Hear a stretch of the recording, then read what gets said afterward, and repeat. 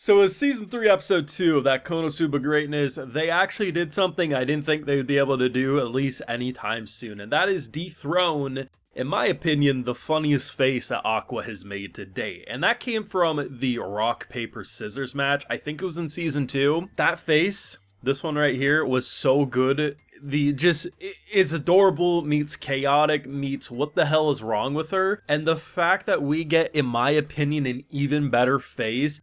It started off great, and then it just exaggerated into the most adorable mess I've ever seen. And that was only a small drop in the bucket of the quality of this episode. The best way to describe this season so far, yes, only 2 episodes in, but it's like you take the kind of structure of how comedy is directed of season 1, you take the structure of how they did characterization and plot progression of season 2, and then you take the out-of-pocketness of the movie. You mix it into a big bowl, that's what you get with season 3.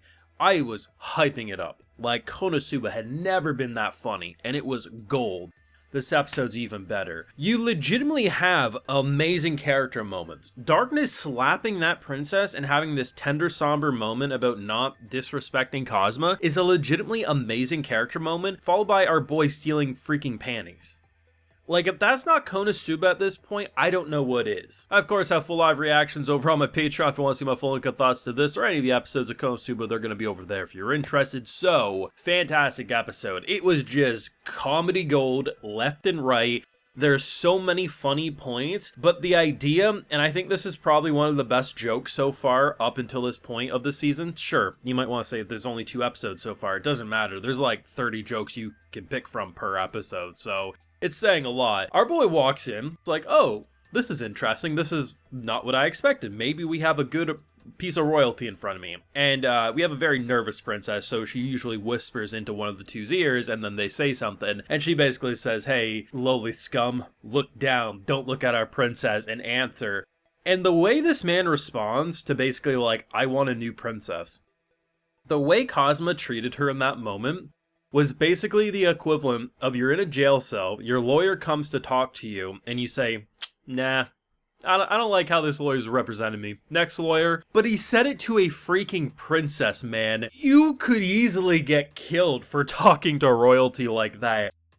It's just so good. At one point, Aqua, I had to do a double take. I was like, there's no way. Because at one point, she's holding a glass of wine and drinking from the bottle. That's Aqua. Of course she's drinking from the bottle. She starts drinking from the cup, doesn't finish, before going for the source of the bubbly. The alcoholicness of this woman is fantastic. I didn't even know where she disappeared to at one point. Because it's like Megami in darkness, taking care of business, cut away 2 minutes later and she's passed out on the table from all the bubbly, and I'm like, what a useless goddess, man. What an absolutely useless goddess. But it's fantastic because, obviously, if you know KonoSuba's path, what our boys ended up doing up to this point, and who he's defeated and how he's defeated, and basically bonking very powerful people on the head with their own sword. You don't look at Cosmo and say, damn, that's a knight in shining armor, or that's a very there's a lot of luck and a lot of BS that goes on with his W's. But it's true, he technically doesn't lie, he does exaggerate and does twist the truth, and maybe he might pull from video game lore to maybe give his own backstory about where he comes from. But hey, at the end of the day, you know, does he deserve the disrespect? Probably, but then again, our cast is all kind of trash, so trash sticks together at the end of the day. But it was sweet, man, because Megami was ready to blow a gasket. She probably, if Darkness wasn't there and she didn't have to worry about Darkness's reputation, we would have had an explosion and had terrorism charges on our plate.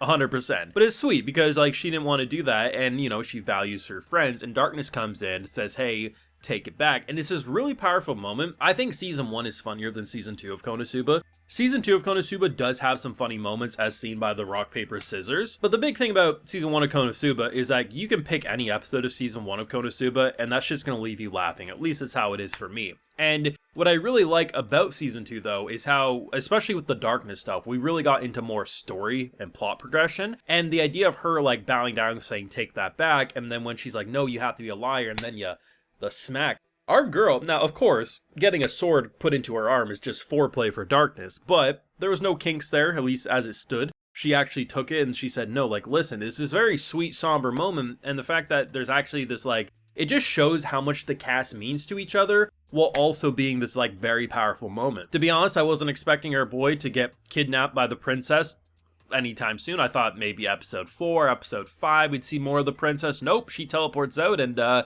takes our boy with her. So, I don't know, I kind of feel like we could end up in a situation where the crew, like, basically they're coming in to break him out of prison and he's probably just living a lavish lifestyle. Who the hell knows? But either way, it was just a lot of funny moments, a lot of out-of-pocket moments, and it just feels like we're in the best era of KonoSuba. I think the way it feels is like the author, when they were making this, the season 1 style content, is kind of like an author with a really funny idea of a twist of an isekai, and then once you get into the season 2 era, it's like, okay, let's start really making a plot. Like, let's start making characterization and plot progression. And while, yes, sometimes the comedy takes a bit of a back seat during those moments, you're kind of getting the momentum going. And now with everything we're seeing from the movie content onwards, it's like, it's the perfect blend of characterization meets out-of-pocket whiplash. And this is why I truly think that season 3 will be the best season hands down. And I mean, based on how much I love the movie and how much I'm loving these 2 episodes, it feels like we're in Brandon's era of KonoSuba. Now granted, everyone's taste in comedy and types of storytelling is subjective, so, you know, maybe season 2 will be many people's favorite, I don't know. But for me, this is like fantastic, and whatever the hell they did with that ED, at one point, that thing's bouncing on her titties and slapping her.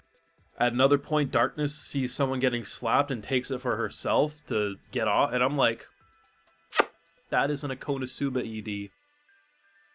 I don't know what is. KonoSuba is just fantastic, man. It's just perfection. It's honestly, it kind of feels like the production gets better with each season. So the biggest thing that feels like a change, as someone who recently rewatched, and not in the past couple of months, like 6 months ago, give or take, I watched season 1 and 2 of KonoSuba again, and I kind of feel like the animation style, the art direction, it gets stretchier. And that's gonna sound weird, but it's like, especially in this episode, you notice how much like characters' faces get pulled or their faces get even more exaggerated. It feels like as the seasons progress, the animators make these characters look stupider and stupider to the point that they rarely have a normal face anymore. There's always a look of shock, disgust, or what the hell am I seeing? And for me, it does feel like it legitimately gets funnier with the animation. I mean, the movie is definitely the best produced because it's the shortest produced thing of KonoSuba, so more time and resources, of course. But in terms of like how they progress this show visually, I actually do think it gets better with each season, but maybe it's just because I find it funnier with each season. Well, granted, season 2 technically isn't funnier, but